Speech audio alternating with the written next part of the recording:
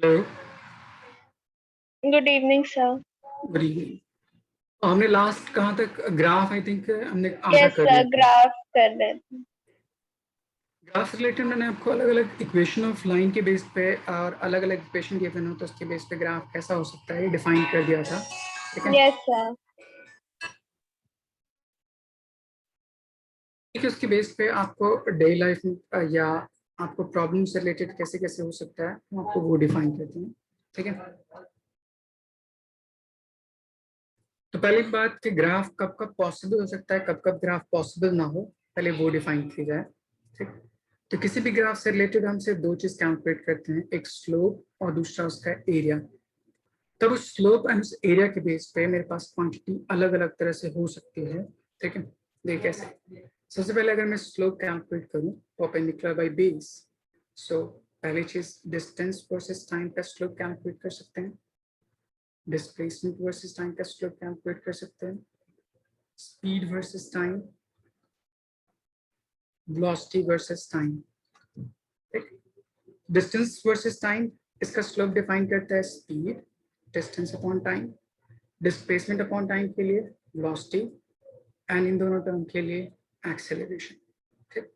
उसी तरह second term calculate कर सकते हैं एरिया अंडर द ग्राफ। ठीक। तो उसके लिए एरिया किसके किसके टर्म में हो सकता है, तो एक्सेलरेशन वर्सेस टाइम के टर्म में हो सकता है। Second, acceleration versus time with mod having positive value only. ठीक। नेक्स्ट टर्म हो सकता है velocity versus time, velocity versus time mod, and last speed versus time. ठीक। तो ये जो टर्म डिफाइन करता है एक्सेलरेशन वर्सेस टाइम वेलोसिटी के लिए, तो इसकी वैल्यू पॉजिटिव और नेगेटिव दोनों हो सकती है, बट अगर मॉड लगा तो सिंपली वो स्पीड को डिफाइन करता है। वेलोसिटी वर्सेस टाइम तो ये टर्म डिस्प्लेसमेंट को डिफाइन करता है, अगर उसमें मॉड लगा हो तो वो डिस्टेंस को डिस्क्राइब करता है, एंड लास्ट ये भी टर्म डिस्टेंस को डिफाइन करता है। ठीक है। तो ये कुछ बेसिक्स टर्म होता है कि किस किस टर्म का ग्राफ क्या आपको एक्सप्लेन करता है उसके बेस पे। ठीक है। Yes sir. ओके लाइशा, मैं तो पहले कुछ चीजें ग्राफ का मैं एक्सप्लेन कर देता हूँ, उन लोगों का थोड़ा सा पोर्शन खत्म हो जाए एंड देन फिर हम नेक्स्ट चैप्टर शुरू करेंगे, तो जब तक आप बस चीजों को समझते रहिए। ठीक है। Okay sir. ओके।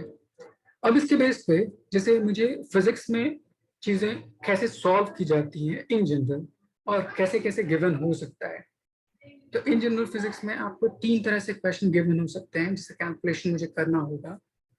तो मान लीजिए मेरे पास जो दो क्वांटिटी है एक्स एंड वाई। ठीक। उसके बेस पे आपको कोई पर्टिकुलर क्वांटिटी कैलकुलेट करनी हो क्यू, एंड उसका फॉर्मूला अगर आता हो वाई अपॉन एक्स। जैसे अगर आपको कैलकुलेट करना हो करंट और आपके लिए जो दो गिवन क्वांटिटी है चार्ज वर्सेस टाइम, तो न्यूमेरिकल वैल्यू गिवन हो तो सिंपली दोनों टर्म को डिवाइड कर दीजिए। दूसरा टर्म अगर आपको ग्राफ दे रखा हो तो इसी चीज को हम बोलते हैं स्लोप, या इसी चीज को बोलते हैं हम लोग delta Q by delta T, या slope of Q versus T graph. And second चीज अगर वेरिएबल क्वांटिटी गिवन हो, ठीक है, कैलकुलस के बेस पे, तब इस चीज को बोलते हैं डी वाई डी एक्स, या इसी चीज को बोल सकता हूँ D Q by D T. तो इन जनरल किसी भी प्रॉब्लम को सॉल्व करने के तीन अलग अलग मेथड हो सकते हैं। ठीक है। अगर आपको न्यूमेरिकल दे रखा हो तो सिंपली इसके बेस पे सॉल्व करते हैं, अगर आपको ग्राफ के बेस पे दे रखा हो तो ऐसे सॉल्व कर सकते हैं, और आपको वेरिएबल कोई फंक्शन के बेस पे दे रखा हो तो इस तरह सॉल्व कर सकते हैं। सेम इसी तरह अगर मुझे इसका रिवर्स सॉल्व करना हो, मुझे चार्ज कैलकुलेट करना हो, ठीक, तो कोई भी क्वांटिटी क्यू, उन दो टर्म का अगर प्रोडक्ट हो या एरिया ग्राफ के बेस पे दे रखा हो तो उसको बोल सकते हैं एरिया अंडर, एंड अगर फंक्शन के बेस पे दे रखा हो तो उसको बोल सकते हैं integration of that particular interval. जैसे अगर आपको चार्ज कैलकुलेट करना हो तो charge is equal to current into time, ये आप क्लास 10th में यूज करते थे, बट अगर आप यही टर्म ग्राफ के बेस पे दे रखा हो तो area under current versus time graph, और यही चीज अगर आपको फंक्शन गिवन हो इंटीग्रेशन करंट वर्सेस टाइम। ठीक, तो ये तब यूज करते हैं जब न्यूमेरिकल वैल्यू गिवन हो, ये तब यूज करते हैं जब ग्राफ गिवन हो, और ये तब यूज करते हैं जब आपको फंक्शन गिवन हो। तो क्वेश्चन किसके अकॉर्डिंग गिवन है, तो उसके बेस पे मैं 3 अलग अलग मेथड अप्लाई कर सकता हूँ उन चीजों को सॉल्व करने के लिए, और ये चीजें पूरे होल फिजिक्स में हर जगह एप्लीकेबल होती है। ठीक, यहाँ तक कोई दिक्कत? No, sir. No, okay, sir.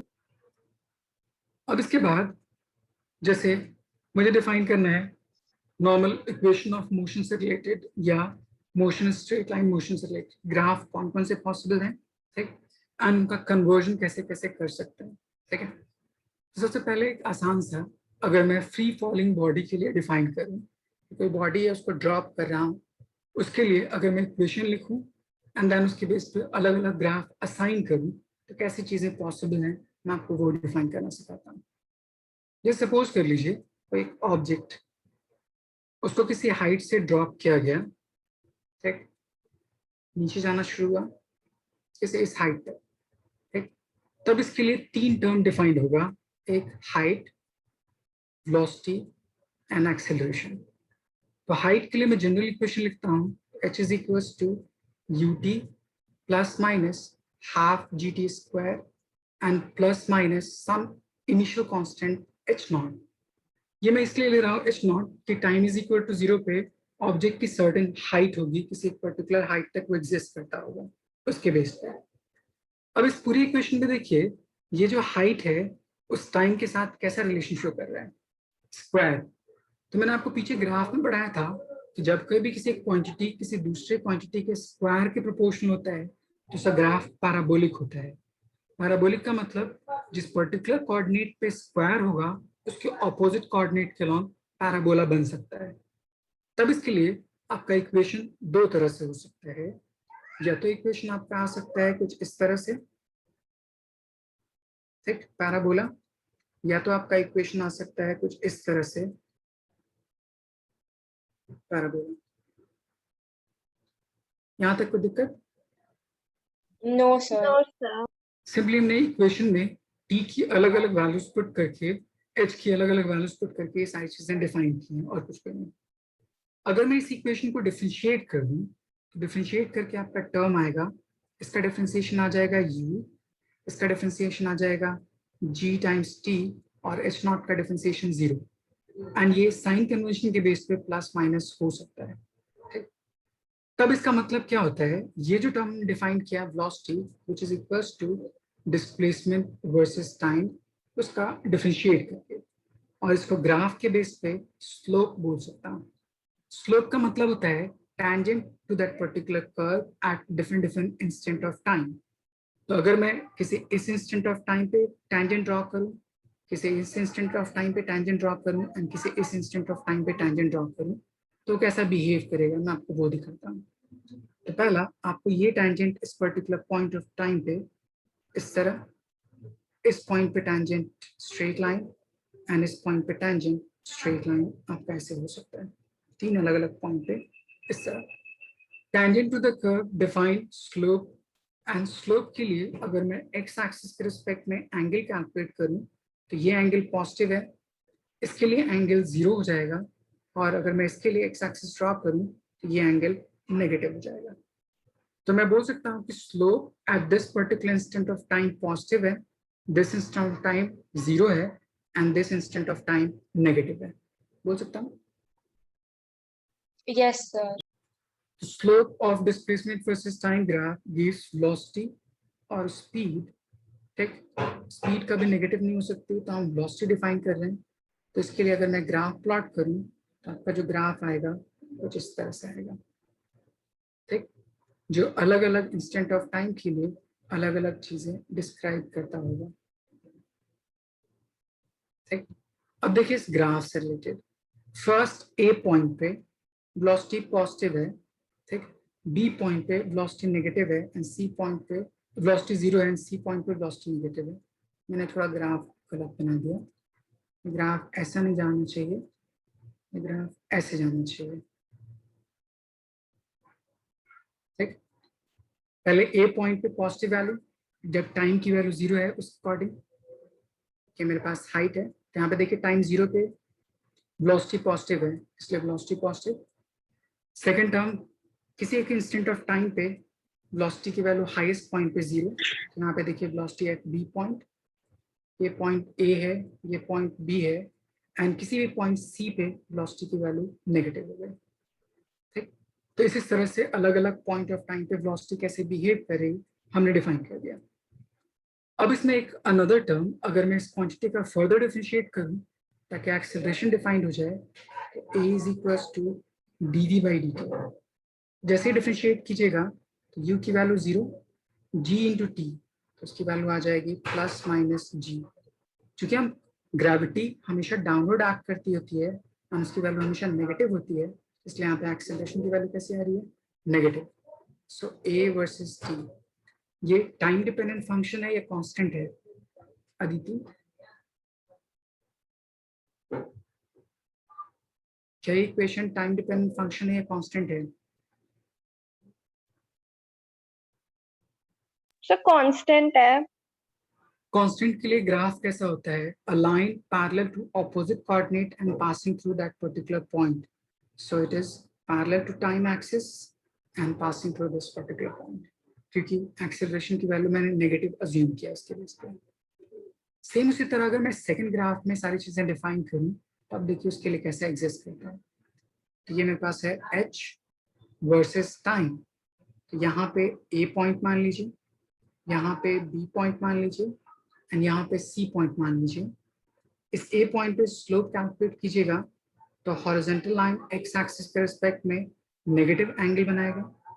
b point पे स्लोप कैलकुलेट कीजिएगा तो 0, क्योंकि पैरेलल टू x एक्सिस है, एंड c पॉइंट पे स्लोप कैलकुलेट कीजिएगा तो एंगल पॉजिटिव आएगा क्योंकि x एक्सिस के अपवर्ड इंक्लिनेशन है।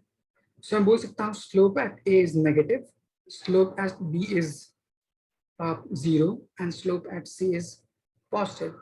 सो मैं इन तीनों को अगर आपस में कंबाइन करके वेलोसिटी के लिए ग्राफ प्लॉट करूं, तब इसके लिए वेलोसिटी कुछ इस तरह से आ सकती है।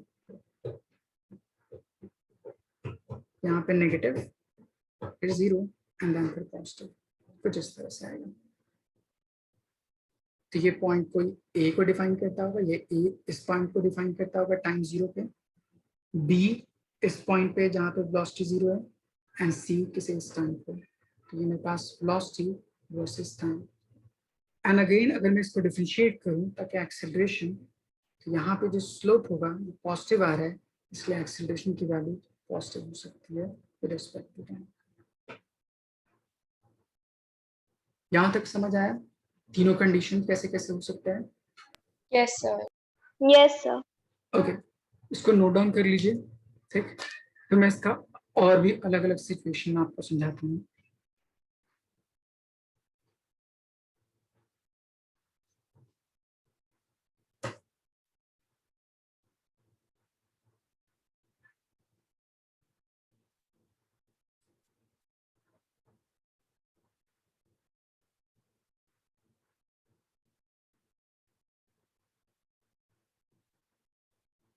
Yes sir.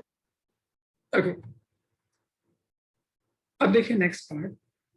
ठीक, आपको कंपटीशन में जानबूझ के इस पे बेस्ड ग्राफ पूछता है।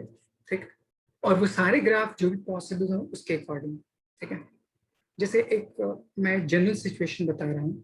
ठीक, अ बॉल इज ड्रॉप्ड, ठीक, from some height so that on each bounce it loses some of velocity, loses some of its velocity। तब इसके लिए ग्राफ प्लॉट करना हो तो कैसे ग्राफ हो सकता है? ठीक है, तो देखिए इसके लिए दो तरह से ग्राफ पॉसिबल है। एक मैं स्केलर नोटेशन के बेस पे डिफाइन करूं तब, और एक मैं वेक्टर नोटेशन के बेस पे डिफाइन करूं तब। जैसे मैं इस सिचुएशन को अगर मैं डिस्क्राइब करूं कि मान लीजिए कोई एक हाइट है, जिस हाइट से किसी सरफेस के ऊपर कोई बॉल ड्रॉप कर रही है, तो ये मेरे पास कोई बॉल, ऑन ईच ड्रॉप जब रिबाउंड कर रही है बॉल तो अपने प्रीवियस हाइट से थोड़ी हाइट कम हो जा रही है। क्यों?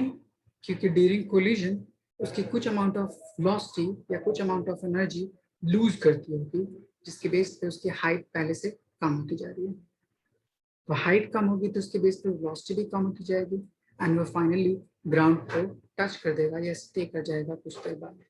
ऐसे बोल सकता हूँ। हेलो। Yes, sir. ओके, अब देखिए इसके लिए इक्वेशन ऑफ मोशन अगर डिस्क्राइब किया जाए, उसके लिए इक्वेशन हो जाएगा v is equals to plus minus u plus minus g into t. ठीक, यहाँ पे साइन कन्वेंशन के बेस पे u की value positive negative and g की वैल्यू पॉजिटिव नेगेटिव ले सकते हैं। तो मैं आपको दो अलग अलग तरीके सिखाता हूँ जिसके बेस पे ग्राफ प्लॉटेड होगा। ठीक, देखिए कुछ ऐसा।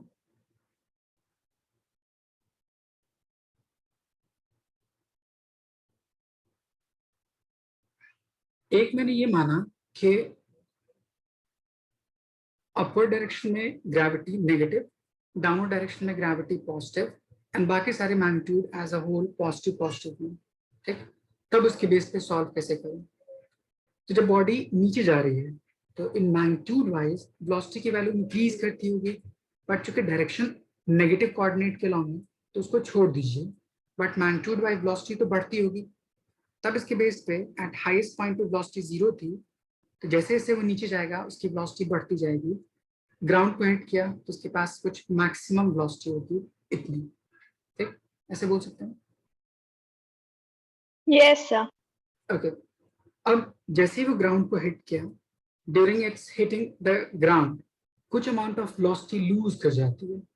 लूज करने के बेस पे वो पहले जितनी वेलोसिटी से ग्राउंड को हिट किया था उससे सम लेसर अमाउंट ऑफ वेलोसिटी से रिबाउंड करता है। तो अब उसकी वेलोसिटी कुछ इतनी बच गई। तब उसके बेस पे अब रिबाउंड करना शुरू करेगा। तो यहाँ से वो फिर से अपवर्ड जाना शुरू किया हाईएस्ट पॉइंट पे, कुछ ऐसे गया। ठीक, हाईएस्ट पॉइंट पे जाने के बाद स्टॉप कर जाता है, फिर से उसका डायरेक्शन रिवर्स। ठीक, एंड फिर से उसकी वेलोसिटी बढ़ने लगती है, फिर से ग्राउंड को हिट करता है, फिर से कुछ अमाउंट ऑफ वेलोसिटी लूज करेगी एंड फिर से वो कुछ लेसर वेलोसिटी से रिबाउंड करेगी। तो इस तरह से हम डिफाइन कर सकते हैं वेलोसिटी वर्सेस टाइम। कब?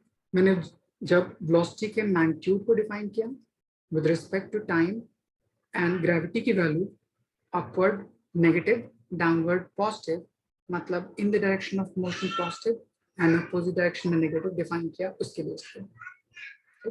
तो ग्राफ आपका ऐसा आ सकता है।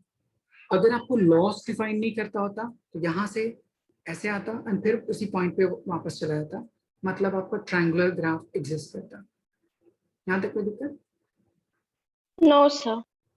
तो यहाँ पे हमने जो डिफाइन किया, अपर डायरेक्शन में ग्रेविटी को नेगेटिव माना एंड डाउनवर्ड डायरेक्शन में ग्रेविटी को पॉजिटिव माना, उसके बेस पे सारी चीजें डिफाइन किया।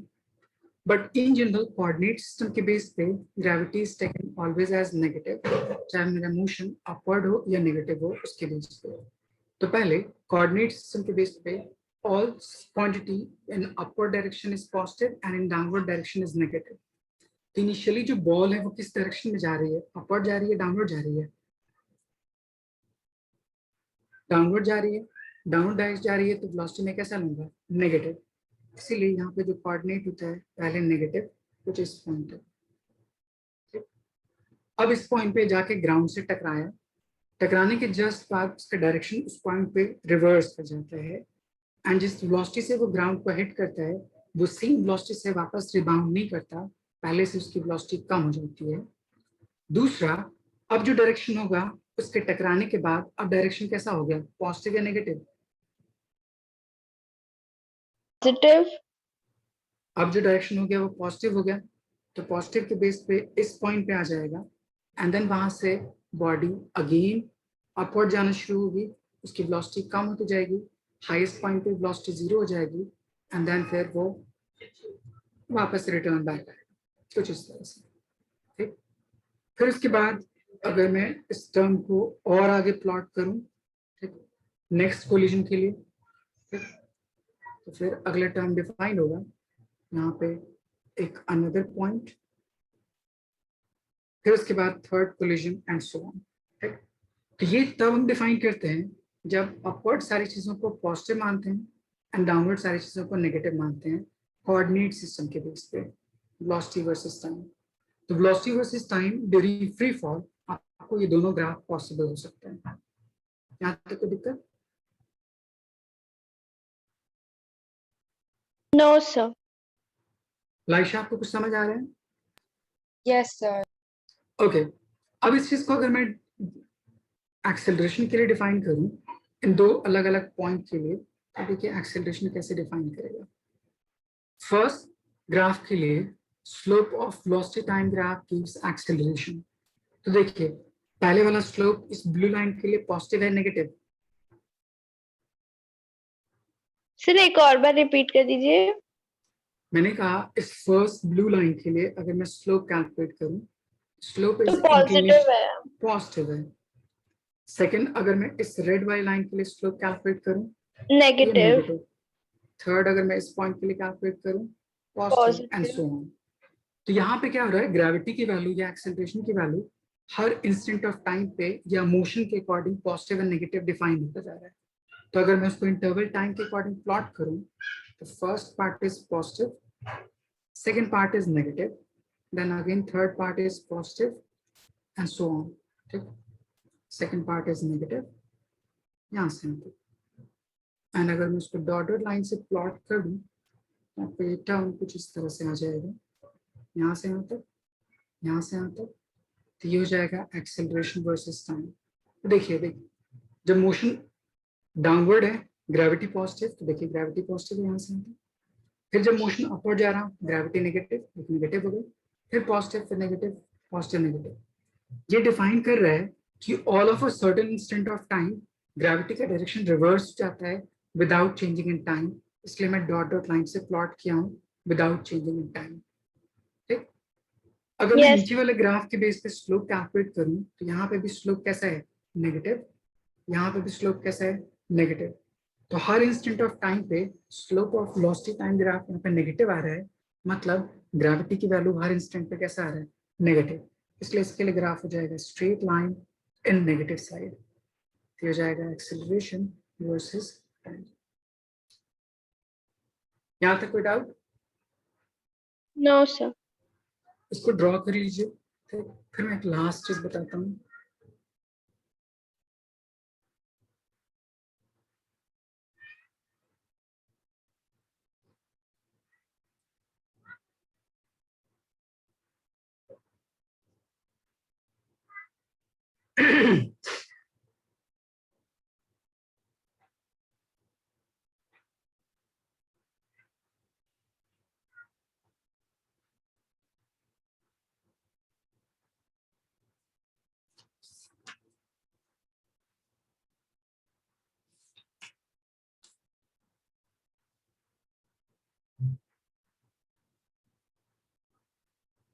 डन?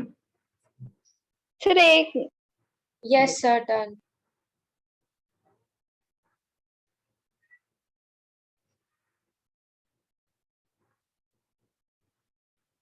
Yes sir. ओके, एक लास्ट चीज पूछी जाती है कि during this particular motion velocity versus height या वेलोसिटी वर्सेस डिस्प्लेसमेंट, उसका ग्राफ कैसा होगा। तो आप अगर इक्वेशन देखिए, सो v square is equals to u square plus minus 2gh, ये रिलेशन आता है प्लस माइनस। तो इसको प्लॉट कैसे करूं, देखिए बहुत आसान तरीका होता है। ठीक है, मैं आपको दोनों तरीके सिखाता हूँ, कोऑर्डिनेट सिस्टम के बेस पे भी और अपवर्ड डाउनवर्ड ग्रेविटी को पॉजिटिव नेगेटिव लेके उसके बेस पे भी। देखिए फर्स्ट, अगर मैं अपवर्ड डाउनवर्ड ग्रेविटी को पॉजिटिव नेगेटिव लेकर डिफाइन करूँ, तो उसके लिए देखिए कैसे। जब ये ऑब्जेक्ट इस पॉइंट से नीचे जा रहा था, तो ग्रेविटी इस पर्टिकुलर पॉइंट पे पॉजिटिव, हाइट को भी मैं पॉजिटिव लूंगा, तो वेलोसिटी की वैल्यू बढ़ती जाएगी। तो इस इंस्टेंट ऑफ टाइम पे हाइट की वैल्यू ये थी, वेलोसिटी की वैल्यू ये ले लीजिए। यहाँ पे देखिए वेलोसिटी पे जो पावर है वो स्क्वायर है एंड हाइट पे जो पावर है वो 1 है, मतलब इसका जो ग्राफ होगा वो पैराबोलिक कर्व होगा। ठीक, पैराबोलिक के लिए मैंने डिफाइन किया था, जिस पे पावर स्क्वायर होता है उसके ऑपोजिट एक्सिस के अलॉन्ग पैराबोला बनता है, मतलब इसके ऑपोजिट एक्सिस के अलॉन्ग पैराबोला कुछ ऐसे सॉल्व होगा, कुछ इस तरह से। Parabolic path. अब इस चीज को आप रीड आउट कैसे करिएगा? आप ये बोलेगा object was initially at this instant of time, so that कि वहां पे हाइट तो उसके पास है बट वेलोसिटी कुछ भी नहीं है। जैसे जैसे बॉडी नीचे जाती होती है तो उसकी हाइट कम होती जाती है एंड वेलोसिटी की वैल्यू बढ़ती जाती है, तो वो इस इंस्टेंट ऑफ टाइम पे हिट कर देता है। ठीक, जैसे ही वो ग्राउंड को हिट करता है उसके बाद उसका डायरेक्शन रिवर्स कर जाता है, बट उसका मैग्नीट्यूड पहले से कम हो जाता है। वेलोसिटी इटसेल्फ पॉजिटिव हम लेते हैं, ठीक, इस इंस्टेंट ऑफ टाइम पे। तो यहाँ पे वैल्यू कम हो गई एंड देन वो रिटर्न बैक आएगा और कुछ कम हाइट तक, तो रिबाउंड किया कम हाइट तक, फिर वापस जाएगा तो सेम पाथ में, फिर ग्राउंड को हिट करेगा एंड फिर उसके बेस पे रिटर्न बैक आएगा एंड ये सेम चलता रहेगा जब तक कि वो ग्राउंड को हिट नहीं कर देता। तो ये अलग अलग हाइट लॉस ऑफ एनर्जी को डिफाइन कर रहा है। तो ये चीज हम तब ले रहे हैं जब अपवर्ड को पॉजिटिव मतलब ग्रेविटी के बेस पे and downward, upward is negative gravity and downward is positive gravity, and बाकी सारी क्वांटिटी पॉजिटिव हम अज्यूम कर रहे हैं उसके बेस पे। बट अगर मैं कोऑर्डिनेट सिस्टम यूज करूं तो उसमें चीजें थोड़ी सी अलग हो जाती हैं। ठीक, कैसे? कोऑर्डिनेट सिस्टम में चूंकि बॉडी ड्रॉप हो रही है, हाइट नेगेटिव लेते हैं, ठीक, ग्रेविटी उस डायरेक्शन में नेगेटिव, तो ये टर्म कर्व कुछ ऐसा आता है, ठीक, इस इंस्टेंट ऑफ टाइम तक। जैसे वो ग्राउंड को हिट करता है डायरेक्शन रिवर्स हो जाता है, रिवर्स करने के बाद अब जो कर्व होगा वो कुछ यहाँ से जाएगा, कर्व यहाँ से इस तरह से जाता है, फिर से हाईएस्ट पॉइंट, फिर से रिटर्न बैक आता है, फिर से ग्राउंड को हिट करता है, फिर से डायरेक्शन रिवर्स एंड फिर से वह वापस हाईएस्ट पॉइंट पे, ऐसा। तो ये हुआ वेलोसिटी वर्सेस हाइट जब कोऑर्डिनेट सिस्टम अगर मैं यूज करूँ तब। ठीक, ये होता है कोऑर्डिनेट सिस्टम के बेस पे और ये नॉर्मल ग्रेविटी के पॉजिटिव नेगेटिव के बेस पे। अदिति, ये समझ आया आपको? Yes sir. Laisha? Yes, sir. Okay, तो ये लास्ट पार्ट था ग्रेविटी से रिलेटेड। आपको ग्राफ कैसे कैसे हो सकता है इसको नोट डाउन कर लीजिए। मैं आपको एक क्वेश्चन बताता हूँ, आपको बहुत सारी चीजें क्लियर होंगी इस क्वेश्चन से।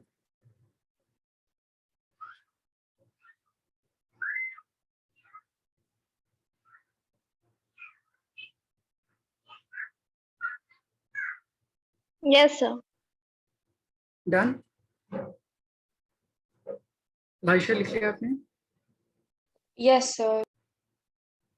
ओके, एक क्वेश्चन पूछा था, ठीक, आईआईटी में, ठीक है, an आसान क्वेश्चन है, ठीक है। उसने कहा कि if graph between velocity and displacement is given as like this, ठीक, कि मेरे पास है वेलोसिटी वर्सेस डिस्प्लेसमेंट, जिस पॉइंट पे कट करता है वो v नॉट है, ये जिस पॉइंट पे कट करता है x नॉट है। तो आपसे कहता है कि draw acceleration versus displacement graph. देखिए इस चीज को सॉल्व कैसे करिएगा, ठीक। और जब कभी फिजिक्स में आपको क्वेश्चन इस तरह से रिलेशन ग्राफ दे रखा हो और कोई दूसरा रिलेशन फाइंड आउट करने के लिए पूछे तो आप कैसे रिलेट करेंगे? तो पहला काम क्या कीजिए, ग्राफ को इक्वेशन में कन्वर्ट करने की कोशिश कीजिए। तो मैं आपको शुरू में जब ग्राफ पढ़ाया था तो इक्वेशन ऑफ लाइन कैलकुलेट करने का तरीका सिखाया था, लेकिन मैं आपको फिर से याद दिला देता हूँ। आप यहाँ पे दो कोऑर्डिनेट अज्यूम कीजिए, एक पॉइंट ये, इस पॉइंट को ए मान लीजिए, सो इसका कोऑर्डिनेट हो सकता है 0, v नॉट, एंड एक पॉइंट ये हो सकता है, इसका कोऑर्डिनेट लिखिए x नॉट, 0। तब मेरे पास फॉर्मूला होता है y minus y1 is equals to y2 minus y1 divided by x2 minus x1 times x minus x1। ये मेरे पास एक जनरल इक्वेशन होता है ऑफ अ लाइन जब आपको कोऑर्डिनेट गिवन हो उसके बेस पे, ठीक है। अब मैं इस पर्टिकुलर इक्वेशन में y axis and x axis के रिस्पेक्ट में मैं आपको इक्वेशन बनाने की कोशिश कर रहा हूँ। यहाँ पे y एक्सिस क्या है? वेलोसिटी, x एक्सिस क्या है? डिस्प्लेसमेंट।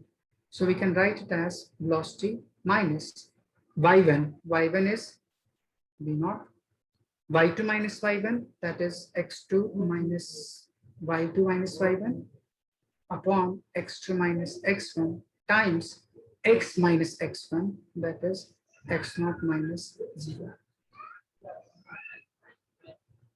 क्या मैंने इक्वेशन में वैल्यूज सही पुट की हैं? ये देखिए आपका x1 है और ये आपका y1 है, ये आपका x2 है और ये आपका y2 है. Yes sir. सही है. सो अब इस इक्वेशन को रीअरेंज कीजिएगा. So b is equals to minus of v naught upon x naught times, यहाँ पे ये x होगा एंड यहाँ पे x1 विच इज 0 होगा. ठीक, x ये टर्म नेगेटिव में उससे जाएगा तो पॉजिटिव में. ठीक, तो ये टर्म हो जाएगा प्लस टाइम्स v नॉट. ऐसे लिख सकता हूँ. Yes sir. अब ये इक्वेशन आपका दिख रहा है वेलोसिटी वर्सेस डिस्प्लेसमेंट दिख रहा है ना, बाकी सारी चीजें कांस्टेंट है. आपको कैलकुलेट करना है एक्सेलरेशन वर्सेस डिस्प्लेसमेंट. तो एक फॉर्मूला हमने पीछे पढ़ा था, जब कभी वेलोसिटी वर्सेस डिस्प्लेसमेंट हो, so for acceleration we have v dv by dx. इस तरह से कैलकुलेट करते हैं. अदिति कुछ याद है आपको? Yes sir. आप वेलोसिटी को x के रेस्पेक्ट में डिफरेंशिएट कर दीजिए एंड इस फॉर्मूले में पुट करने की कोशिश कीजिए. देखिए आपका एक्सेलरेशन कितना होता है. लाइशा, आई थिंक आपका डिफरेंशिएशन याद होगा. Yes, sir. So just differentiate this particular function with respect to x and try to put the values in this equation. देखिए कितना आता है आपका.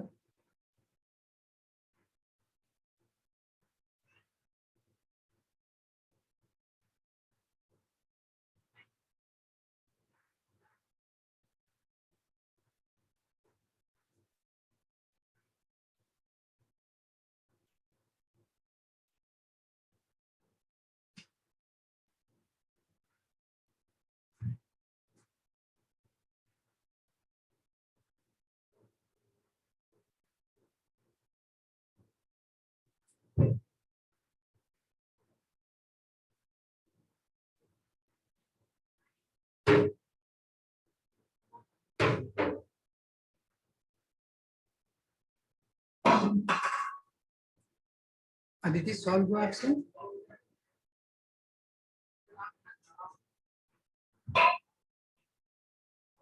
सर कर दें।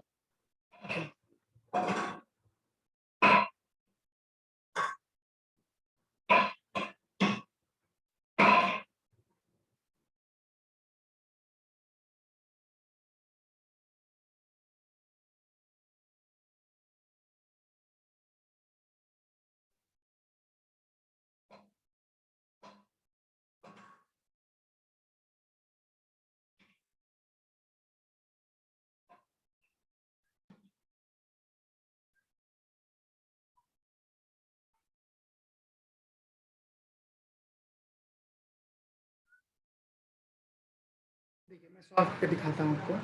v not by x not being constant with negative part, so minus of v not by x not बाहर power 1, तो उसको डिफरेंशिएट कीजिएगा 1x1 minus 1 and v naught being constant तो उसका differentiation 0, so it whole becomes minus v naught upon x naught. अब आप इस फॉर्मूले में पुट कर दीजिए. So acceleration becomes v dv by dx. So v की वैल्यू थी आपके पास minus of v naught upon x naught times x plus v naught and dv by dx की वैल्यू आई है v naught upon x naught. अगर मैं इन दोनों को मल्टीप्लाई करूं तो चीजें हो जाएंगी v naught upon x naught उसका square times x minus v naught का square upon x naught is equals to a. ऐसा ही कुछ आएगा. सर लास्ट स्टेप में गलती हो गई। ओके, लाइशा आपका इतना आया था. Yes, sir. ओके, अब इस इक्वेशन को देखिए. आपके पास a है एंड x है. दोनों में पावर कैसा है? 1 1 1 2 2 1. कैसा पावर है? सर 1। Sir. 1 1. तो ग्राफ जो होगा वो लीनियर होगा. ठीक. अब x के साथ जो कोएफिशिएंट है उसकी वैल्यू देखिए, उसको हम स्लोप बोलते हैं और लास्ट में जो टर्म ये बच जाता है उसको कांस्टेंट टर्म बोलते हैं. तो यहाँ पे देखिए स्लोप पॉजिटिव है या नेगेटिव है? Sir, negative. स्लोप पॉजिटिव है नेगेटिव है? स्लोप मतलब m. Sir, positive. Positive. Intercept that is c positive है नेगेटिव है?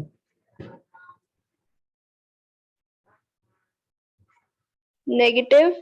नेगेटिव. सो मैं ये बोल सकता हूँ कि स्लोप पॉजिटिव है, इंटरसेप्ट नेगेटिव है. तो मैंने आपको एक तरीका सिखाया था और लास्ट क्लास के ग्राफ पे बेस जाके देखिएगा. एक मैंने ग्राफ प्लॉट करवाया था कुछ ऐसा. इस ग्राफ के लिए देखिए, एक्सेलरेशन वर्सेस डिस्प्लेसमेंट. यहाँ पे इंक्लिनेशन कैसा है? पॉजिटिव.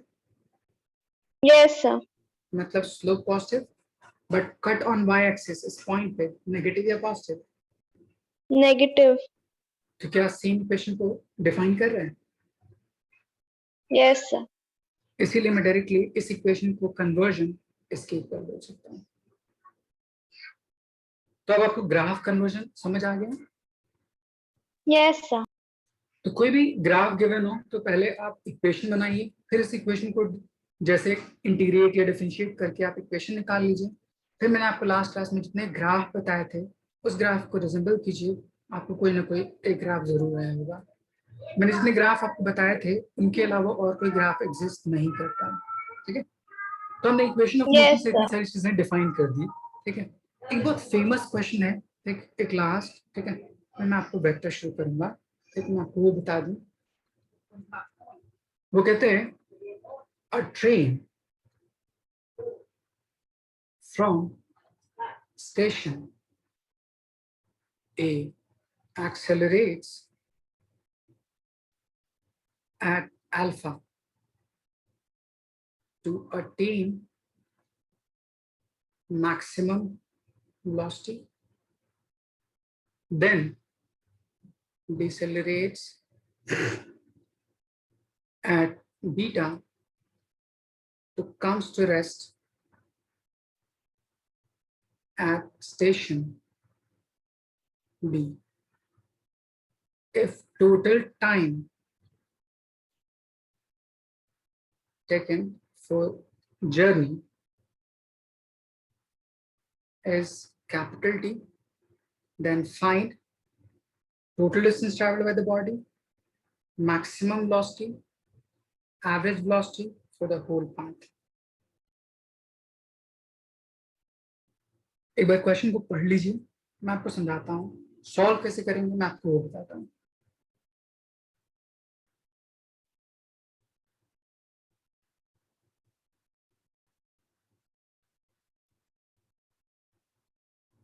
देखिए इस क्वेश्चन में क्या कहता है कि कोई एक ट्रेन है जो स्टार्ट हो रहा है किसी एक स्टेशन ए से एंड वहां से एक्सेलरेट करता है. तो जब स्टार्ट हो रहा है एक्सेलरेशन ए से तो वहां पे इनिशियल वेलोसिटी कितनी होगी? 0. 0. एक्सेलरेट किया, then attain maximum velocity, then retards or decelerate at beta to comes to rest finally at station B. Total time दे रखा है t, तो s v max v average जिस तरह से कैलकुलेट करनी है. कोई भी क्वेश्चन आपको गिवन हो, सबसे पहला काम क्या कीजिए, इक्वेशन ऑफ मोशन के अकॉर्डिंग आप उसको ग्राफिकली सोचने की समझने की कोशिश कीजिए. आप क्वेश्चन बहुत आसान हो जाएगा. जिस क्वेश्चन को अगर मैं ग्राफिकली सोचूं, देखिए बहुत आसान है. अदरवाइज इक्वेशन में सॉल्व करने की कोशिश कीजिएगा, बहुत लेंथी हो जाएगा. तो आप अज्यूम कर लीजिए कि वेलोसिटी टाइम ग्राफ मैं बना रहा हूँ. तो first train is accelerating from station A. तो एक्सेलरेशन के लिए ग्राफ कैसा होगा? पॉजिटिव. ठीक. To attain some maximum velocity, then retards at constant retardation beta to comes to rest at station B. तो इसका ग्राफ कुछ ऐसे ही होगा. बीच में कोई मोशन, यूनिफॉर्म मोशन नहीं हो रहा, इसलिए मैं डायरेक्टली ऐसे प्लॉट कर सकता हूँ. तो इसको मैंने ले लिया वेलोसिटी, इसको ले लिया टाइम. ये जो हाईएस्ट वेलोसिटी है, इस हाईएस्ट वेलोसिटी को मैं v max बोल सकता हूँ.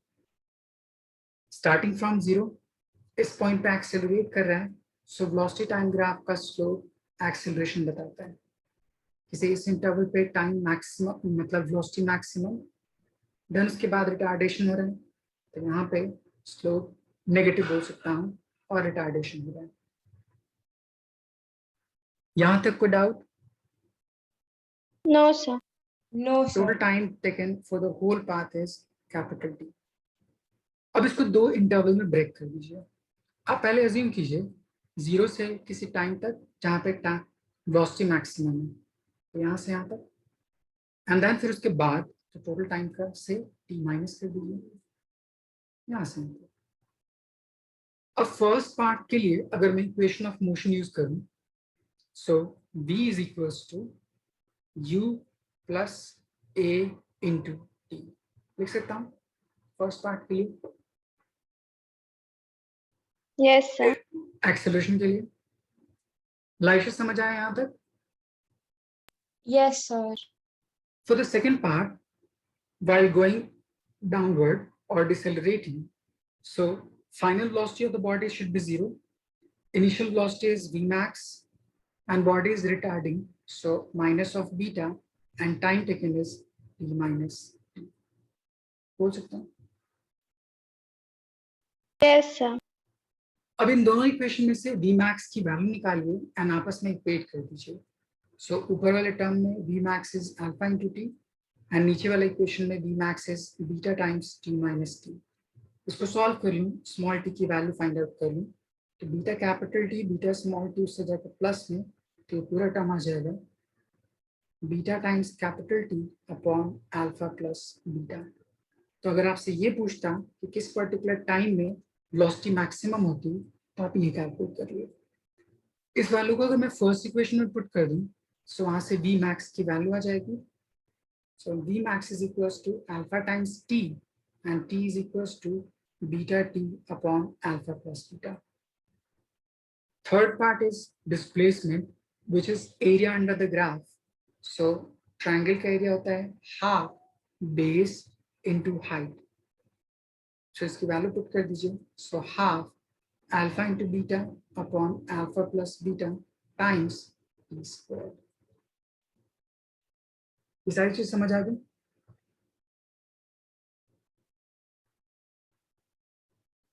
Yes, sir. लाइशा आपको कुछ समझ आया मैंने कैसे कैसे सॉल्व किया है? Yes, sir. ओके, एक लास्ट चीज पूछता है यहाँ पे, एवरेज वेलोसिटी कैसे कैलकुलेट करनी। मैंने आपको एवरेज कैलकुलेट करने का किसी भी फंक्शन के लिए एक फॉर्मूला बताया था, f average is equals to function integrate कीजिए टाइम के रिस्पेक्ट में डिवाइड बाय टाइम पीरियड। इसी टर्म को अगर मैं ग्राफ के बेस पे बोलूं तो उसका मतलब होता है area under the graph divide by time period. तो यहाँ पे देखिए अगर मुझे v एवरेज कैलकुलेट करना हो, सो वेलोसिटी वर्सेस टाइम का ग्राफ का एरिया निकाल लीजिए। तो आपका एरिया कितना डिफाइन किया है, इतना, तो उसकी वैल्यू आ गई half alpha into beta T square divide by alpha plus beta and whole divide by time period, which is t. P and t cancel out. So V average is half times alpha beta upon alpha plus beta times t. ऐसे में जो V max का half हो गया। Yes, sir. तो एक question में आप लोग ग्राफ से रिलेटेड इतनी सारी चीजें पूछ सकते हैं, ठीक है? इसको नोट डाउन कर लीजिए, आपका ये चैप्टर कंप्लीट हो गया, ठीक है?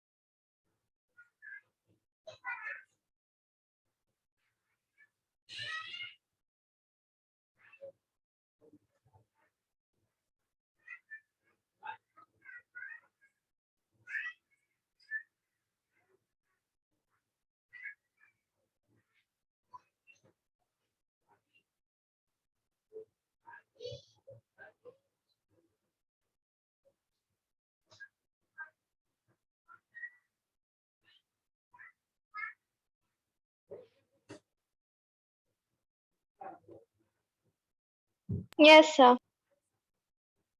Okay, done Laisha? Yes, sir. Okay, थोड़ी बहुत चीजें समझ आई होंगी आपको लाइशा। पूरी चीज ना समझना कोई बात नहीं, फिर मैं दोबारा आपको जब एक्स्ट्रा अलग से पढ़ाऊंगा इसको, फिर मैं आपको समझा दूंगा अलग से, ठीक है?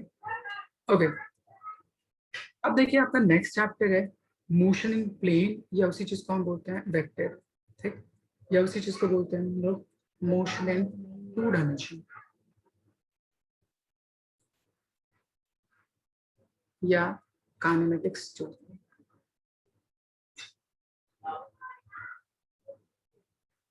सबसे पहली चीज हमने डिफाइन किया था physical quantity, units and measurement.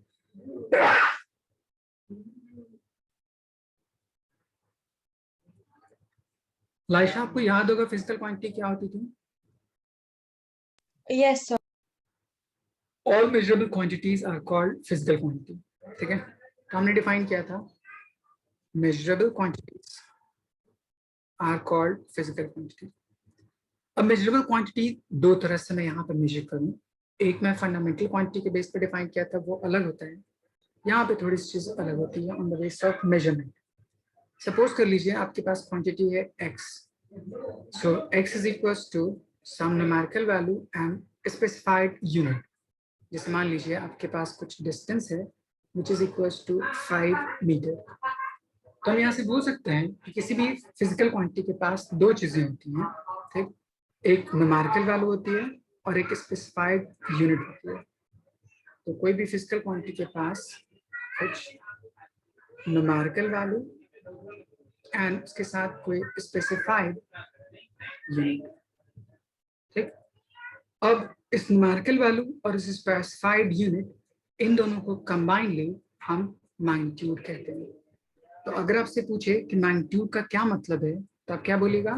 Numerical value and unit दोनों को कंबाइनली हम मैग्नीट्यूड कहते हैं। कोई दिक्कत? No, sir. नेक्स्ट कोई अनदर क्वांटिटी डिफाइन कर सकता है y which would have numerical value unit and उसके साथ कुछ थीटा डिफाइन हो। थीटा एक्चुअली में डायरेक्शन को डिफाइन करता है एंगल के रिस्पेक्ट में। अगर मैं कोऑर्डिनेट सिस्टम लूं तो आपका x एक्सिस में y एक्सिस उसके बिहाफ पे कितना एंगल पे इंक्लाइंड है वो पर्टिकुलर पॉइंट, उसको डिफाइन करता हो, या नॉर्थ साउथ ईस्ट वेस्ट इसके बेस पे डिफाइन करता हो डायरेक्शन, तो उसको एंगल से डिनोट करते हैं। तो ये पार्ट न्यूमेरिकल वैल्यू, ये पार्ट स्पेसिफाइड यूनिट, इन दोनों को कंबाइनली हम मैग्नीट्यूड कहते हैं, ठीक। और ये पार्ट मेरे पास एंगल जो डायरेक्शन को डिफाइन करता है। तो मैं यहाँ से कंक्लूड कर सकता हूँ कि यहाँ पे जो क्वांटिटी है वो दो तरह की है।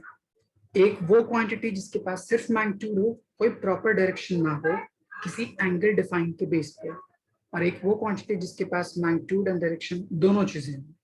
जैसे अगर मैंने कुछ डिस्प्लेसमेंट लिया which is 5 metre and 30 degree east of north, अगर ऐसे डिफाइन कर दिया तो इसका मतलब एक फिक्स डायरेक्शन भी है एंड उसके पास एक फिक्स मैग्नीट्यूड भी है। बोल सकते हैं? Yes, sir. सो वो क्वांटिटी जिसके पास सिर्फ मैग्नीट्यूड होती है, कोई प्रॉपर डायरेक्शन नहीं होती, उसको हम कहते हैं स्केलर। एंड वो क्वांटिटी जिसके पास मैग्नीट्यूड एंड डायरेक्शन दोनों होती है उसको हम बोलते हैं वेक्टर। यहाँ तक कोई दिक्कत? No, sir. लाइशा, आपको समझ आया ये स्केलर एंड वेक्टर किसको किसको बोलते हैं? Yes, sir. मैग्नीट्यूड का मतलब क्या होता है? ठीक है, ओके। तो हमने स्केलर डिफाइन कर दिया, वेक्टर डिफाइन कर दिया। अब ये वेक्टर और एक्सप्लेन कैसे करते हैं, अलग अलग वे में हम उसको डिफाइन करने की कोशिश करते हैं। इसके अलावा दो क्वांटिटीज और होती हैं, ठीक। कुछ क्वांटिटीज होती हैं जिनके पास डायरेक्शन तो होता है बट देमसेल्फ का डायरेक्शन नहीं होता, वो किसी और के बेस पे उसका डायरेक्शन डिफाइन होता है। जैसे करंट, उसका डायरेक्शन उस पर्टिकुलर बैटरी के टर्मिनल पे डिफाइंड होता है, तो उसको बोल सकता हूँ डायरेक्शन है बट देमसेल्फ का डायरेक्शन नहीं है, इसलिए उसको हम वेक्टर क्वांटिटी नहीं बोलते हैं, ठीक। सेम उसी तरह आप आगे पढ़ेगा, एक टर्म आता है मोमेंट ऑफ इनर्शिया, ठीक। तो ये सारी चीजें क्वांटिटी डायरेक्शन तो है बट देमसेल्फ की वजह से नहीं, किसी और क्वांटिटी की वजह से, इसीलिए इनको हम वेक्टर नहीं कहते और ये वेक्टर लॉ को ओबे नहीं करते, तब इनको हम कहते हैं टेंसर, ठीक। और फिर आप क्लास 12 में टॉपिक पढ़ेगा फेजर। कुछ स्केलर क्वांटिटी किसी एक पर्टिकुलर बिहेवियर के बेस पे वेक्टर की तरह बिहेव करने लगता है, वेक्टर लॉ को ओबे करता है, तब उन क्वांटिटीज को हम बोलते हैं फेजर। तो एक्चुअली में जो क्वांटिटीज होती हैं वो चार तरह की होती हैं, scalar, vector, phasor and tensor. यहाँ तक कोई doubt?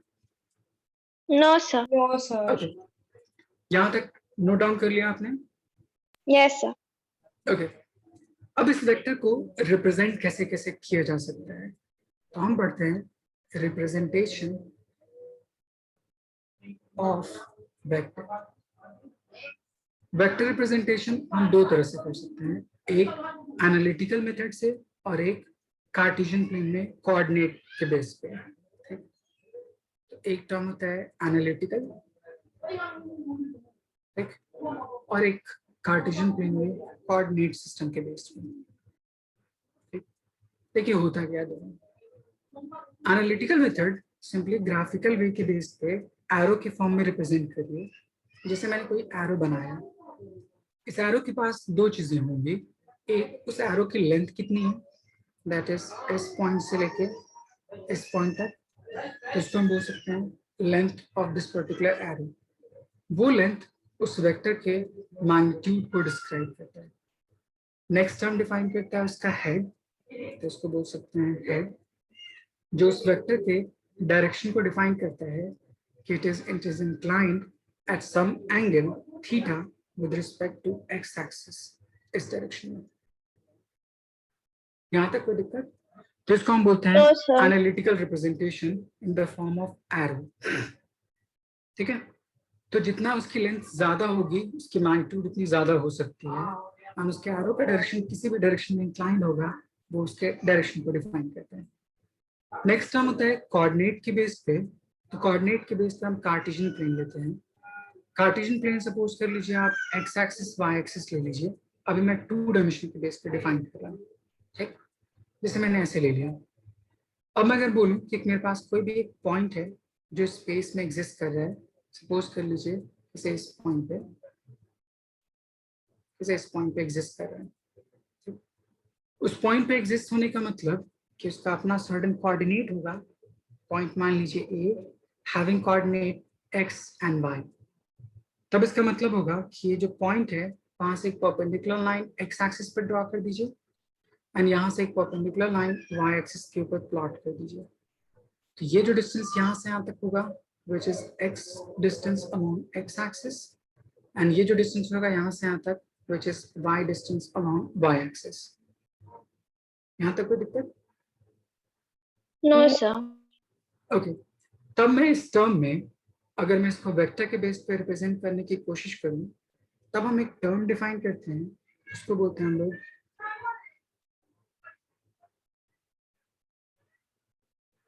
Unit vector and universal unit vector. से क्या मतलब हुआ? Unit vector as name itself is suggesting कि यूनिट है। यूनिट का मतलब उसका मैग्नीट्यूड 1 हो और वो वेक्टर है। तो किसी भी वेक्टर के पास दो चीजें होती हैं, मैग्नीट्यूड एंड डायरेक्शन। तो मैग्नीट्यूड मैंने 1 ले लिया, तो उसके पास क्या बचा? सिर्फ डायरेक्शन। तो मैं बोल सकता हूँ कि a vector which has one magnitude and shows direction only are called unit vector। बोल सकते हैं? Yes, sir. सो सबसे पहली चीज यहाँ पे डिफाइन करते हैं यूनिट वेक्टर। ठीक, तो आप बोलेगा a vector having unit magnitude and shows direction only are called unit vector। अब ये यूनिट वेक्टर दो अलग अलग तरह से हो सकता है। एक किसी कोऑर्डिनेट एक्सिस पे लॉन्ग, जैसे मैं X axis Y axis Z axis, इन एक्सिस को अगर डिस्क्राइब करना हो डायरेक्शन, तो उन यूनिट वेक्टर को हम यूनिवर्सल यूनिट वेक्टर बोलते हैं। एंड दूसरा किसी वेक्टर के डायरेक्शन के अलोंग इटसेल्फ। आई बात समझ? Yes, sir. ओके, तो पहले इतना नोट डाउन कीजिए, फिर मैं आपको यूनिट वेक्टर दो अलग अलग तरह से कैसे कैलकुलेट करेंगे, उसका क्या मतलब होता है, मैं आपको वो डिस्क्राइब करता हूँ।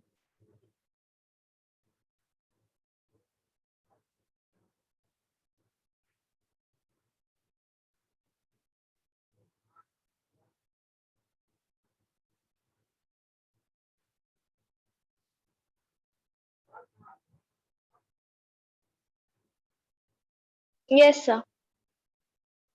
लाइशा डन? Yes, sir. यहाँ तक कोई डाउट तो नहीं है आपको? No, समझ आ sir. रही है चीजें? Okay Yes, sir. ओके। अब मैंने कहा कि यूनिट वेक्टर दो अलग अलग डिफाइन, एक कोऑर्डिनेट एक्सिस के अलॉन्ग और एक वेक्टर इटसेल्फ उसके अलॉन्ग। तो पहले मैं बताता हूँ अलॉन्ग कोऑर्डिनेट, जिसको मैं यूनिवर्सल यूनिट वेक्टर बोलता हूँ। तो आपके पास तीन कोऑर्डिनेट होता है, एक होता है एक्स एक्सिस, एक होता है वाई एक्सिस एंड एक होता है जेड एक्सिस। एक्स एक्सिस के लॉन्ग जो यूनिट वेक्टर होता है उसको हम आई से डिनोट करते हैं एंड उसके ऊपर कैप लगाते हैं। जितने भी यूनिट वेक्टर होते हैं उसको रिप्रेजेंट करने का तरीका उस पर्टिकुलर वेक्टर के ऊपर कैप लगा होगा। सेकंड वाई एक्सिस, उसके long J cap and third Z axis, उसके लॉन्ग के कैप। तो ये जो वेक्टर है अलॉन्ग कोऑर्डिनेट एक्सिस है, इसलिए इसको हम लोग इस तरह से रिप्रेजेंट करते हैं। अब देखिए जो मैंने पीछे कोऑर्डिनेट लिखा था उसको अगर मैं वेक्टर के अकॉर्डिंग कैसे लिख सकता हूँ, तो हमने यहाँ पे लिखा था A having coordinate x and y. यहाँ से एक परपेंडिकुलर लाइन ड्रॉ करूँ एंड यहाँ से एक परपेंडिकुलर लाइन ड्रॉ करूँ, तो आपको ये जो लेंथ था वो x एंड ये जो लेंथ वो y। मैंने पीछे आपको डिस्क्राइब किया था कि वेक्टर के पास दो चीजें होती हैं, एक मैग्नीट्यूड एंड दूसरा डायरेक्शन। तो अगर मैं इसको अगर मैं वेक्टर के टर्म में रिप्रेजेंट करूं तो इसमें दो चीजें होनी चाहिए, मैग्नीट्यूड एंड डायरेक्शन। तो फर्स्ट अलोंग एक्स एक्सिस इसके पास कुछ मैग्नीट्यूड है या नहीं, लाइशा बता सकती हैं?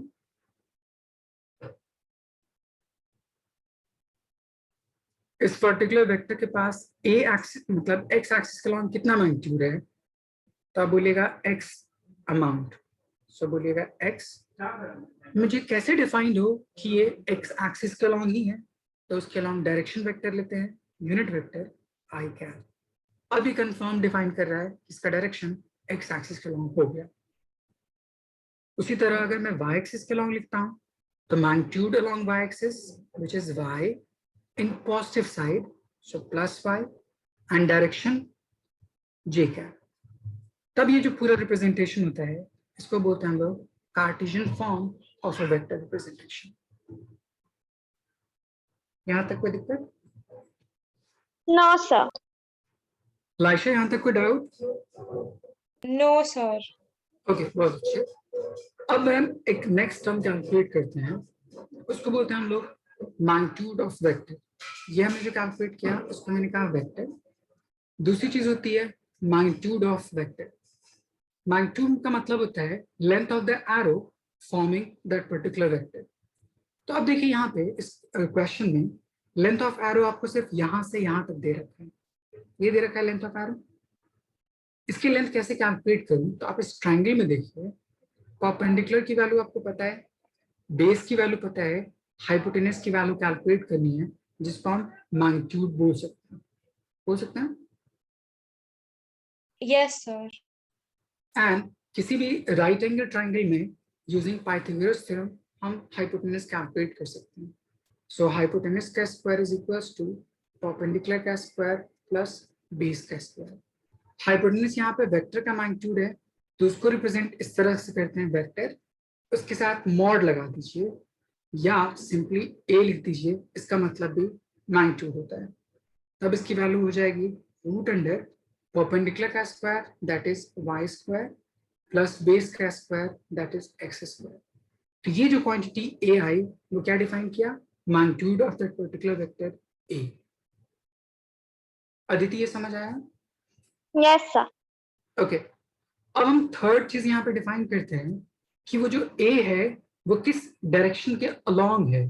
उसका डायरेक्शन अगर मुझे कैलकुलेट करना है, यूनिट वेक्टर कैलकुलेट करना है उसके अलोंग, तो वो कैसे कैलकुलेट करें। तो देखिए टर्म डिफाइन करते हैं। किसी भी वेक्टर के पास दो चीजें होती हैं, एक होता है मैग्नीट्यूड एंड दूसरा होता है उसके पास डायरेक्शन। अगर मैं उस वेक्टर को उसके मैग्नीट्यूड से डिवाइड कर दूं, तो magnitude and magnitude cancel out, living reminder 1 and it shows direction only.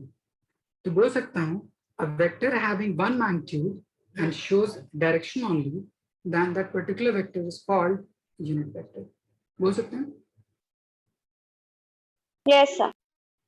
So unit vector को अब रिप्रेजेंट करना है a कैप से, क्योंकि a के along वेक्टर को निकालना है। तो इसका formula a cap is equals to vector itself vector itself का मतलब A vector divide by its magnitude मतलब मॉड ऑफ पी। तो ये टर्म हो गया वेक्टर, ये हो गया उसका मैग्नीट्यूड, एंड ये टर्म हो गया उसके लिए यूनिट वेक्टर। तो यहां से हमने एक फॉर्मूला डिराइव कर लिया कि किसी भी वेक्टर के अलॉन्ग यूनिट वेक्टर कैसे कैलकुलेट करते हैं, एंड एक जो दूसरा कोऑर्डिनेट एक्सिस के अलॉन्ग यूनिट वेक्टर होता है वो अलग। यहाँ तो कोई डाउट? No, sir. लाइशा यहाँ तक done? Yes, sir. Okay, note down कर लीजिए। मैं आपको एक आसान सा क्वेश्चन देता हूँ, उसको एक बार सॉल्व कीजिएगा, आपको चीजें और क्लियर हो जाएंगी।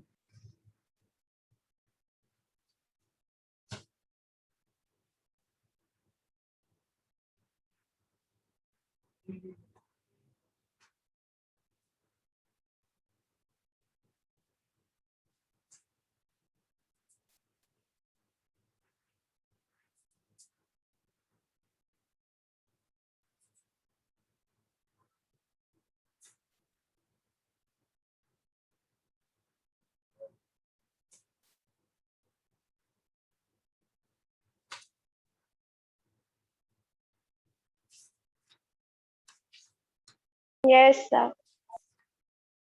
लाइशा आपने लिख लिया? Yes, sir. ओके, तो आपको वेक्टर समझ आ गया, ठीक है। वेक्टर को कोऑर्डिनेट ज्योमेट्री में हम एनालिटिकल मेथड से कैसे रिप्रेजेंट करते हैं हमने ये सीख लिया, ठीक है। मैं आपको एक आसान सा क्वेश्चन देता हूँ। If coordinate of point P is 1, √3. Write P as vector form. Calculate P mod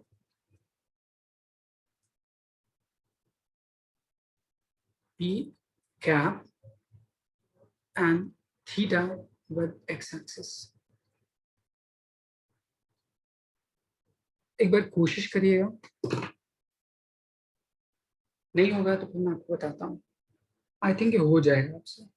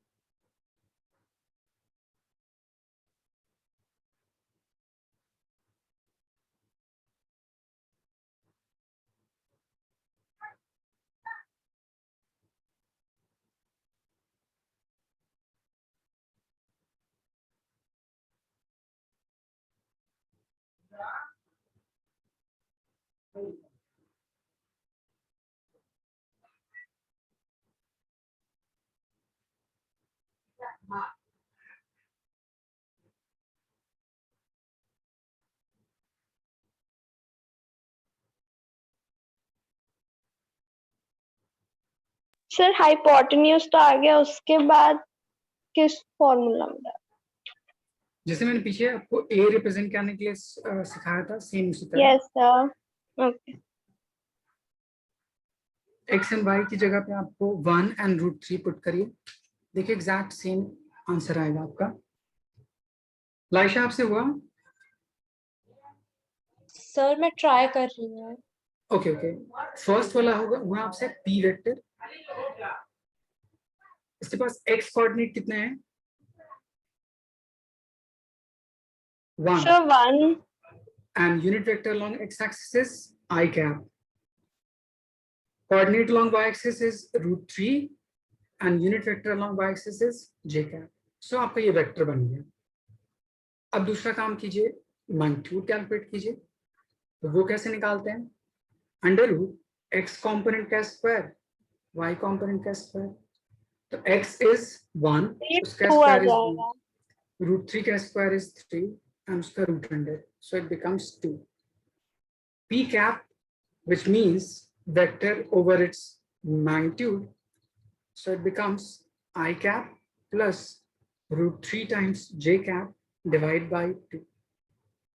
यहाँ तक कोई दिक्कत? No, sir. No, sir. यहाँ तक आप दोनों को आ गया था? अब देखिए Yes, इसका sir. Inclination Yes, sir. Calculate करना है। यहाँ पे कुछ इस तरह से पॉइंट है, ये आपको कैलकुलेट करना है थीटा। इस थीटा के लिए आपको परपेंडिकुलर पता है, बेस पता है। Perpendicular is y which is √3 and base is x which is 1. So tan theta is equals to perpendicular upon base which is equals to √3. √3 tan के किस वैल्यू के लिए होता है? So tan 45. हे भगवान 60 डिग्री। 6. तो theta is equals to 60 degree. ठीक है, तो हमने किसी पर्टिकुलर क्वेश्चन से रिलेटेड सारी चीजें कैलकुलेट कर ली। यहाँ तक कोई डाउट? No, sir. लाइशा, यहाँ तक समझ आया आपको? हेलो,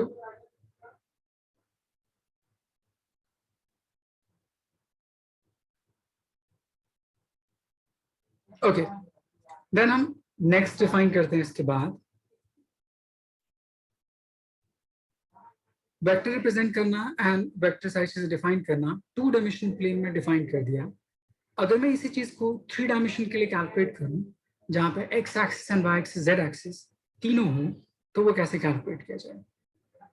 मैं आपको दिखाता हूं कैसे। सपोज कर लीजिए X axis, Y axis and ये जेड एक्सिस।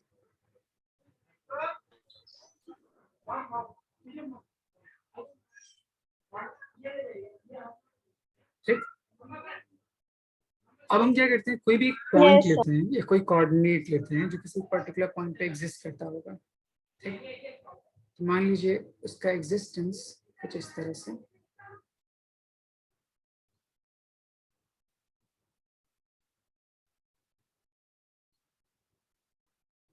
एंड यहां से मैंने कोई एक लाइन ड्रॉ किया along y एक्सिस या along z एक्सिस किसी इस पॉइंट तक, ताकि एक वेक्टर ये डिफाइन हो जाए आंसर।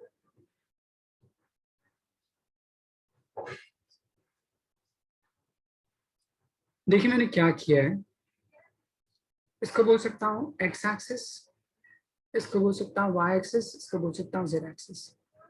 तो एक स्पेस को डिस्क्राइब करता है।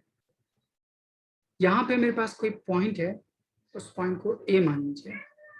अगर आपको इसका कोऑर्डिनेट लिखना है तो इसका मतलब होगा कि एक एक्स एक्सिस के अलोंग एक्स डिस्टेंस है, फिर वहां से वाई एक्सिस के अलोंग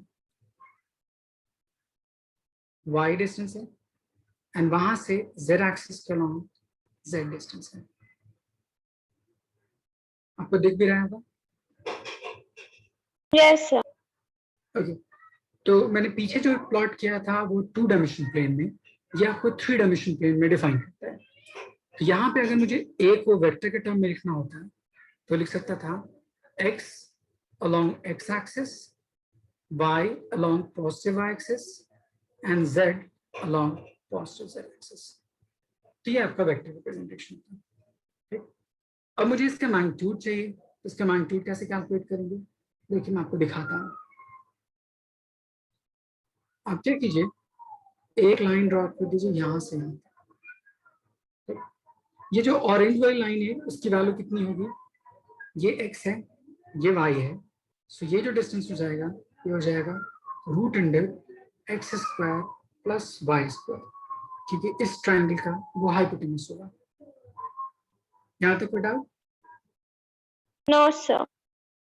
एंड फिर ये टर्म इसके ऊपर परपेंडिकुलर है, तो वर्टिकल लाइन z कोऑर्डिनेट है, तो आपको फिर यहाँ पे ये ग्रीन वाली लाइन कैलकुलेट करनी है विच इज a mod। तो इसका मतलब होगा √अंडर बेस का square that is x² y² root था उसके ऊपर स्क्वायर कर दीजिए, एंड प्लस परपेंडिकुलर z²। तो ये पूरी वैल्यू कितनी आ जाएगी, X square Y square Z square root under. तो अब हम कंक्लूड कर सकते हैं कि अगर आपका वेक्टर 2 डायमेंशनल प्लेन में हो, 3 डायमेंशनल प्लेन में हो, ठीक है, किसी कोऑर्डिनेट के अकॉर्डिंग हो, उसका मैग्नीट्यूड जितने भी कोऑर्डिनेट दे रखे हो सबका स्क्वायर सम कीजिए एंड ओवर रूट कर दीजिए। यहाँ तक कोई दिक्कत? No sir. अब मुझे इसका इंक्लिनेशन कैलकुलेट करना है, मतलब vector unit. So unit vector is equals to vector को इसके मैग्नीट्यूड से डिवाइड कर दीजिए। सो आपका यूनिट वेक्टर कैलकुलेट हो जाएगा। इसको नोट डाउन कर लीजिए। सेम इसी तरह जैसे 2 डायमेंशनल प्लेन के लिए डिफाइन किया था, उसी तरह स्पेस 3 कोऑर्डिनेट एक्सिस के अराउंड डिफाइन कर सकते हैं। इसको लिख लीजिए।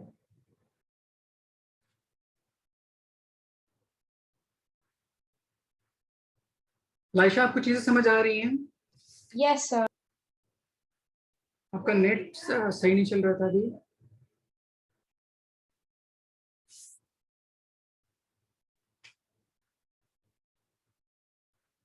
Yes sir.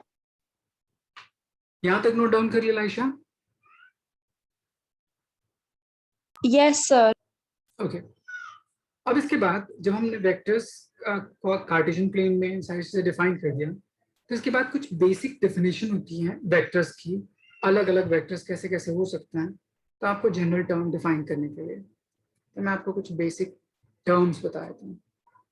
सबसे फर्स्ट कहते हैं इक्वल वेक्टर। इसका क्या मतलब? जैसे मैंने कहा था पीछे कि वेक्टर को एनालिटिकली एरो के फॉर्म में रिप्रेजेंट करते हैं। तो अगर आपको वेक्टर एरो के फॉर्म में गिवन हो इस तरह कि दोनों की जो लेंथ ऑफ एरो हो वो सेम हो एंड दोनों की जो डायरेक्शन ऑफ एरो हो वो भी सेम तरफ डिफाइंड हो, तो इसको मान लीजिए वेक्टर ए और इसको मान लीजिए वेक्टर बी। तो अगर magnitude of two vectors equal हो और दोनों का डायरेक्शन हम किससे डिनोट करते हैं, यूनिट वेक्टर से, ये भी इक्वल हो, अगर ये दोनों कंडीशन फुलफिल होती है तो हम बोल सकते हैं कि वेक्टर ए वेक्टर बी आपस में क्या होगा, इक्वल होगा। Otherwise vector A vector B के इक्वल नहीं हो सकता। ठीक, तो अगर आपसे पूछा जाए condition for equality of two vector तो आप क्या बोलेगा, बोथ मैग्नीट्यूड एंड डायरेक्शन। तो मैग्नीट्यूड के लिए हम मॉड कैलकुलेट करते हैं एंड डायरेक्शन के लिए यूनिट वेक्टर कैलकुलेट करते हैं, दोनों इक्वल होना चाहिए दोनों वेक्टर के लिए। यहाँ तक कोई doubt Aditi? No sir. Okay, next is null vector.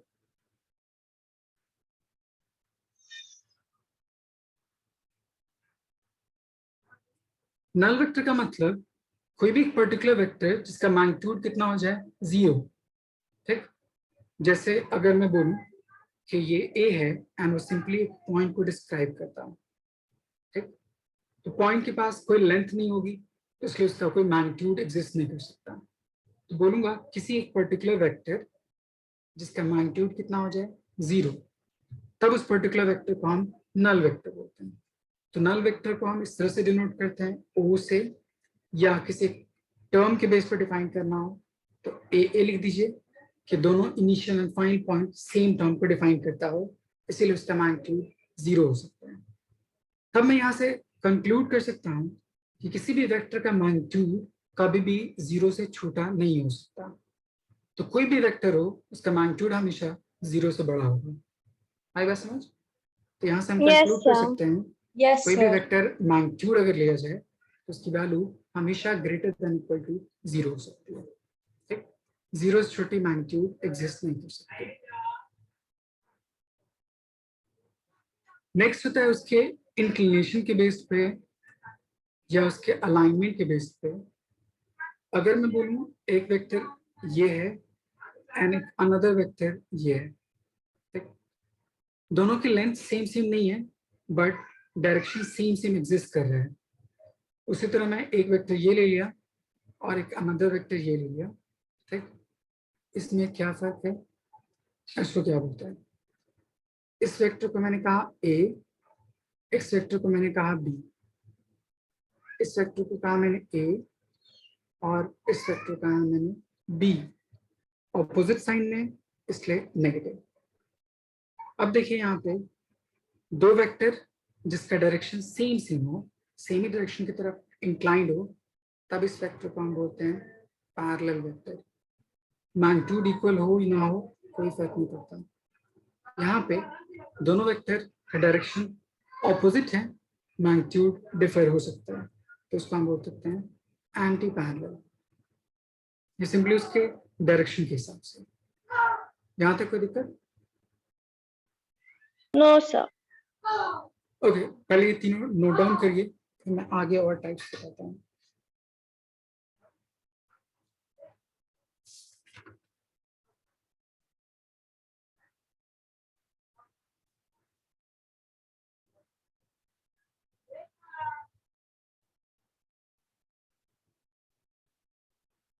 Yes sir. Laisha लिख लिया आपने?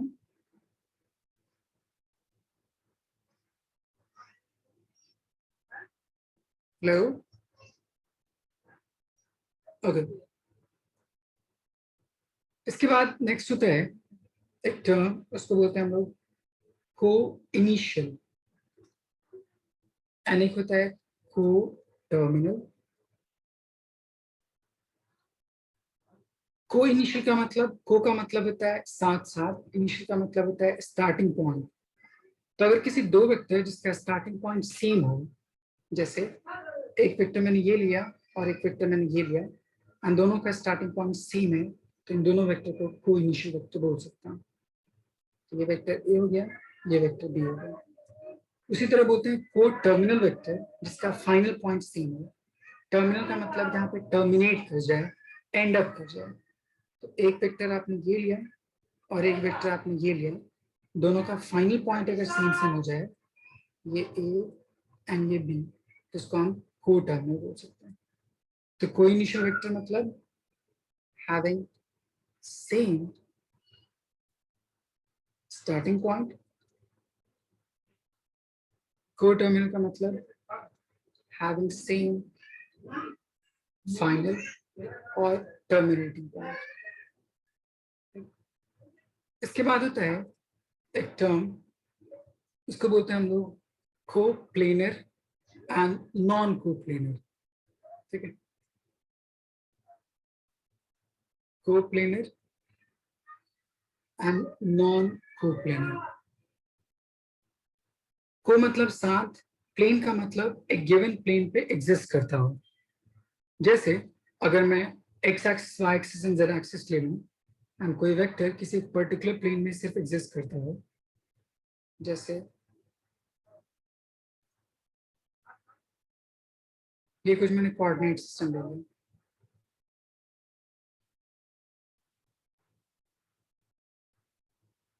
यहाँ पे मैंने कोई वेक्टर ड्रॉ की, ठीक, जैसे इस पॉइंट के लिए ऐसे हो सकता है, कोई दूसरा वेक्टर मान लीजिए कुछ ऐसे हो सकता है।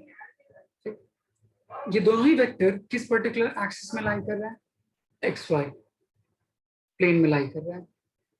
जेड के लॉन्ग उसका कोई कंट्रीब्यूशन नहीं है, तब इन दोनों वेक्टर को मैं को प्लेनर वेक्टर बोल सकता हूँ, जो same plane within exist करता हो उसको। तो आप बोलते हैं vector having same plane. Non coplanar जिसका प्लेन डिफरेंट हो सकता है, कोई एक्स एक्सिस के लॉन्ग लाई कर सकता हो, कोई वाई जेड, कोई एक्स जेड, अलग अलग प्लेन में। जैसे मैंने यहाँ लिया एक्स वाई एंड जेड, कोई एक मैंने वेक्टर लिया जो इस कोऑर्डिनेट के लॉन्ग एग्जिस्ट करता है, तो मैं इसको वाई जेड बोल, एक्स वाई एक्स जेड बोल सकता हूँ। कोई दूसरा वेक्टर हो सकता है जो यहाँ एग्जिस्ट करता है, जिसको मैं एक्स वाई बोल सकता हूँ। तो ये वेक्टर दोनों सेम प्लेन में एग्जिस्ट नहीं कर रहा है, इसलिए हम इसको नॉन को प्लेनर बोल सकते हैं, not within same plane.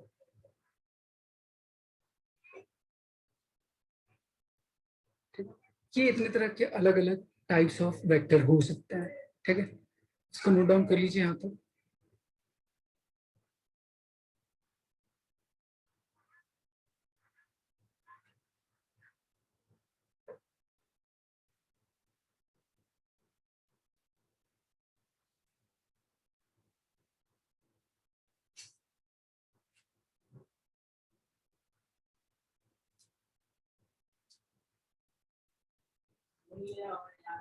Yes sir. Laisha, यहाँ तक समझ आया आपको? Yes, sir. ओके, तो यहाँ तक आपका इंट्रोडक्शन पार्ट वेक्टर से रिलेटेड था, एंड जितने तरह के वेक्टर्स थे सारी चीजें हमने डिफाइन कर दी। ठीक है, आप इतना पढ़ के रखिएगा। नेक्स्ट क्लास में आपको इस पे बेस्ड ऑपरेशन करना अलग अलग तरह से, ऐड, सब्ट्रैक्ट, मल्टीप्लाई, डिवाइड कैसे कैसे करते हैं, एंड उस पर बेस्ड कैसे प्रॉब्लम हो सकते हैं, मेन जो वेक्टर से रिलेटेड चीजें होती हैं वो करना शुरू करेंगे। ठीक है, तो इतनी बेसिक सारी चीजें आप याद रखिएगा। ठीक है, फिर मैं नेक्स्ट क्लास में आपसे डिफाइन करता हूँ। ठीक है, yes sir. Okay, thank you sir. Thank you.